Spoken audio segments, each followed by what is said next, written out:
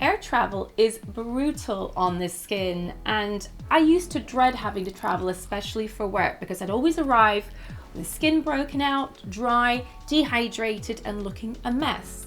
Now, thankfully, with lots of experience, I now have it down to an art form. Right, so first it comes to the bag itself. So having a good bag for travel is really important. It just makes you more efficient and you're less likely to lose things. And I am the worst person for leaving my passport where I need not to. I have a couple of bags from Metier, who I just think is the best brand for this kind of functional but beautiful bags for everyday use.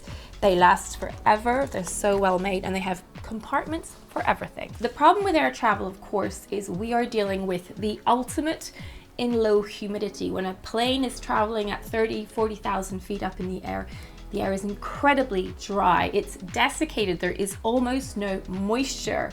And that, of course, plays havoc with your skin, which likes water, the right amount, not too much, not too little. So we have to compensate for that with what we do with our skincare routine. I'll take a little mini of a wash-off gel cleanser. You can, of course, use a micellar water. I just prefer to use a water cleanse if I can, because it gets everything thoroughly off. Remember that moisturizers can't put water into your skin. They can simply keep water there that is already in your skin. So for me, Moisturizer Intense is the perfect moisturizer for in the air. I might have formulated it specifically with the dry air of air travel in mind because of the array of occlusives, barrier building ingredients, and future-proofing ingredients as well. So really it helps oppose all that stress that goes on in the air cabin. So I have a juicy layer of moisturizer on my skin. My skin is clean.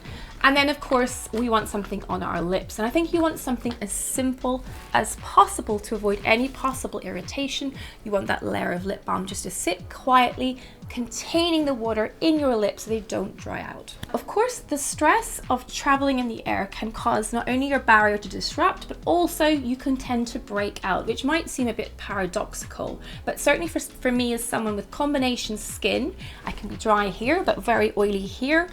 I often break out along my chin, and I think air travel is very provocative for that. Something to do with the kind of stress the body perceives in conjunction with that dry air. So in terms of actives, I'll always take something that's anti-blemish. Neutralizing gel is great. You could try benzoyl peroxide. This even comes in the sachets now, so if you shop from Dr. Sam's regularly, you can keep one of those on standby just in case that throbbing sensation on your chin starts up. In terms of the rest of my actives routine, I'll do whatever makes sense. On a nighttime flight, I'll do a little bit of retinoid, either tretinoin or nightly. And if it's daytime, I'll reach for azelaic acid. I basically want to keep my skin entrained to my circadian rhythms, which is the built-in internal clock. So that way I ensure my skin doesn't miss out.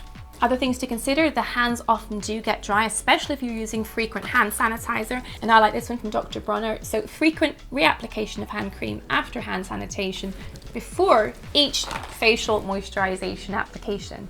And to be honest with you, when I do a long haul flight, so I'm going to New York 6 or 7 hours, I am applying maybe every hour. I want my skin to have that supple, slightly tacky feel that tells me my skin barrier is really happy. As I'm preparing for landing, I want to look a little pulled together as I go through the airport, especially if I'm going straight to a meeting or a dinner. So I'll have a little bit of tinted sunscreen on standby. These little sachets again are super handy, take up no space.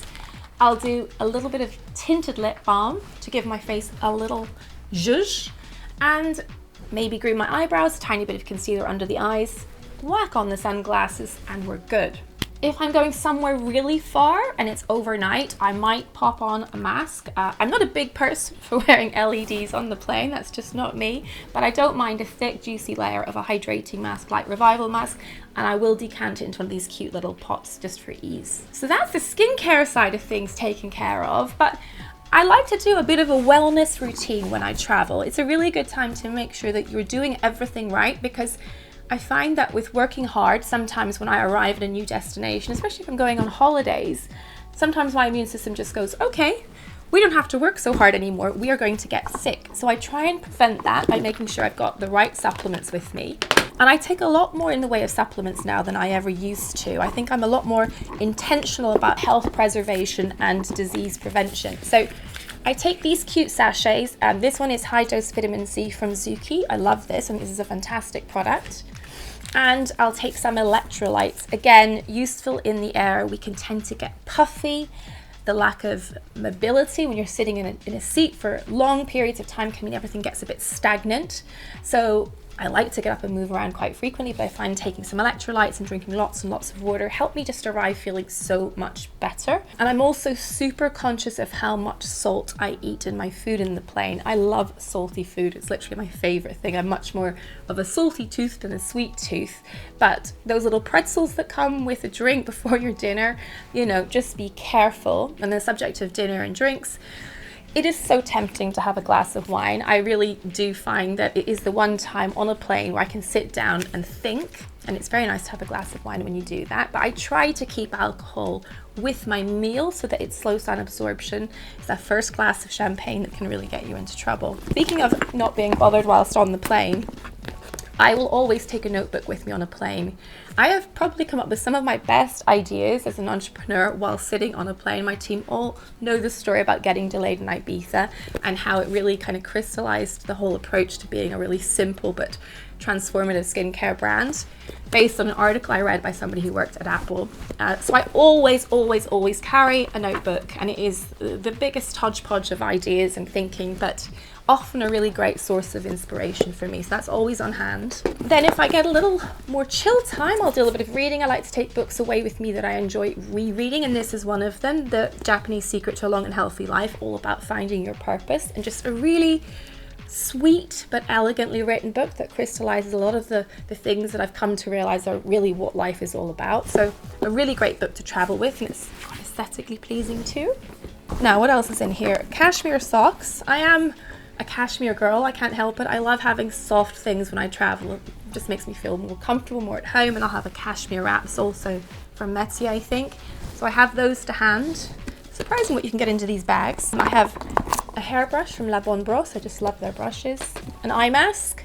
I am a terrible sleeper, so it really does take an army to help me get to sleep. So back to the subject of supplements, I tend to take melatonin when I travel to different time zones. It does really help me regulate my circadian rhythms and improve my sleep quality, especially when I arrive and I need to be on. If you're doing an event, when you arrive somewhere, you don't want to be, you know, disorientated and half asleep. I have some NMN because I really do believe that keeping NAD+ levels up is really critical to wellness and being energetic and ensuring that your cells are firing on all cylinders, repairing your DNA, skin barrier, all that kind of thing. And then some vitamin D in there as well, because I don't really go out in the sun. So I take 5,000 units because I'm prone to low vitamin D. Then we have earplugs. Now these ones are by Loop, I'm trialing them. Then we have my mouth guard, my Invisalign.